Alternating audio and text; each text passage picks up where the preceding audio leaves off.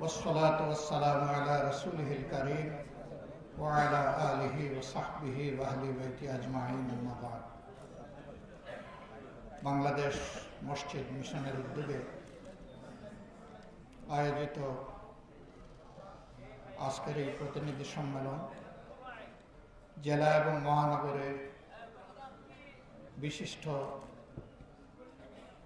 ইমাম মাসাজিদ এবং সম্মানিত খতিববৃন্দকে নিয়ে আয়োজনের সম্মানিত সভাপতি বাংলাদেশ মসজিদ মিশনের সম্মানিত সভাপতি, অসংখ্য উস্তাদের উস্তাদ, বিশিষ্ট আলেম দ্বীন হযরত মাওলানা জাইনুল আবেদিন, বিশেষ অতিথিবৃন্দ, সম্মানিত অতিথিবৃন্দ এবং আজকের এই মজলিসে উপস্থিত সম্মানিত খতিব এবং ইমামবৃন্দ, সাংবাদিক বন্ধুগণ, আল্লাহ তাবারক ওয়া তাআলার শুকরিয়া, বারবার শুকরিয়া, আবারও শুকরিয়া। অনেক দিনের দীর্ঘ প্রতীক্ষার পর আল্লাহ তাআলা এই ধরনের একটা পরিবেশ আমাদেরকে দান করেছেন, আলহামদুলিল্লাহ। এই সময়ের ভিতরে আমরা উলামায়ে কেরামের মধ্য থেকে অনেক সোনার টুকরাকে আমরা হারিয়েছি, তবে সম্ভবত আমরা হারাইনি। তারা দুনিয়া থেকে বিদায় নিয়েও জীবিত আছেন। আল্লাহ তাআলা সেই কথাটাই আমাদেরকে বলেছেন, সাহায্য চাও সালাত সবরের মাধ্যমে, আমি আছি তোমাদের সাথে, আর ওদেরকে তোমরা মৃত বলো না যারা আল্লাহর পথে চলে গেছে।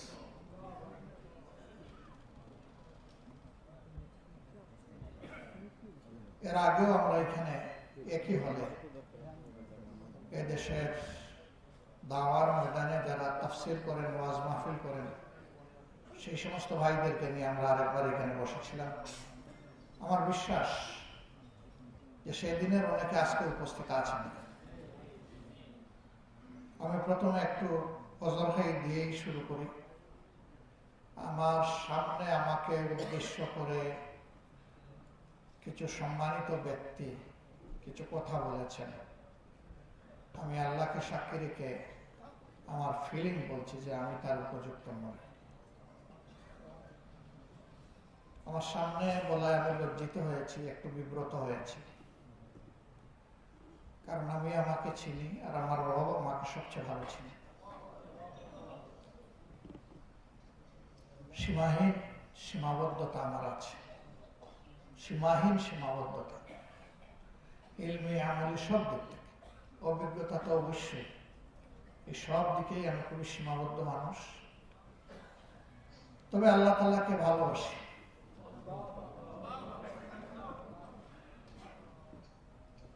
এবং আল্লাহ সাক্ষী আল্লাহকে ভয় করার চেষ্টা করি। এই দুইটার কারণে যদি আল্লাহ তাআলা জাহান্নামের আগুন আমার জন্য হারাম করে দেন, তাহলে গোলাম হিসেবে মাবুদের দরবারে অনেক বেশি শুকরগুজারি হবে আমার পক্ষ থেকে। এই মজলিসের শেষে ইনশাআল্লাহ সবার সভাপতি বক্তব্য রাখবেন। আমার আন্তরিক অনুরোধ, তার বক্তব্যের শেষ শব্দটি না শোনা পর্যন্ত ইনশাআল্লাহ আমরা এখানে ধৈর্যের সাথে বসে, আগ্রহের সাথে বসে শুনবো। আপনারা এসেছেন দেশের বিভিন্ন অঞ্চল থেকে, কক্সবাজার থেকে শুরু করে পঞ্চগড়, জাফলং থেকে শুরু করে ওইদিকে সুন্দরবন, সারা দেশ থেকে এখানে এসেছে। একটা প্রত্যাশা নিয়ে এসেছে, আর আমরা একটা প্রত্যাশা নিয়ে আপনাদের সামনে হাজির হয়েছি। আপনাদের প্রত্যাশার ব্যাপার আপনারা ভালো বলতে পারবেন, আমাদেরটা আমরা আপনাদের কাছে তুলে ধরতে চাই। মসজিদে নববীর কথা আমার সম্মানিত ভাই এবং সহকর্মীবৃন্দ বলে গেছে। মসজিদে নববীকে আল্লাহ তাআলা তার বান্দা এবং তার রাসূলের মাধ্যমে সাল্লাল্লাহু আলাইহি ওয়াসাল্লাম সমাজ সংশোধন এবং বিশ্ব পরিচালনার মারকাজে পরিণত করেছে। সংশোধনের ব্যাপারে এখন কিছু বয়ান হয়, কিন্তু পরিচালনার ব্যাপারে এখান থেকে কোনো ভূমিকা রাখার পরিবেশ এখনো তৈরি হয়নি।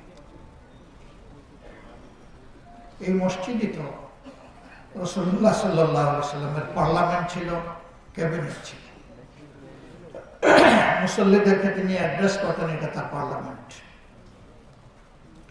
আহলে রায়কে নিয়ে পরামর্শ করতেন, এটা তার ক্যাবিনেট। এবং মসজিদের বিষয়ে বসেই তিনি বিচার কার্য সমাধান করতেন। আলাদা কোন কোর্ট আদালতের বিল্ডিং বা স্থাপনা ছিল।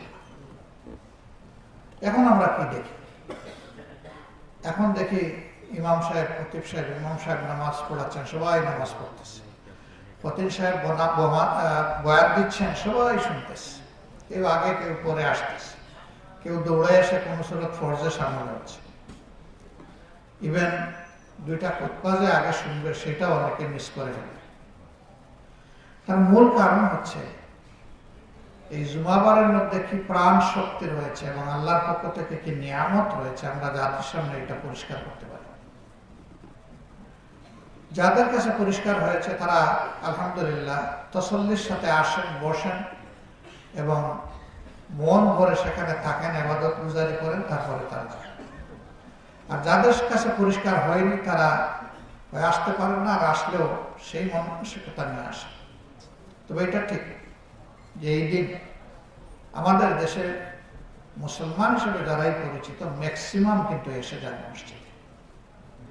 এই সুযোগটা মসজিদকে বাদ দিলে আর কোথাও নেই।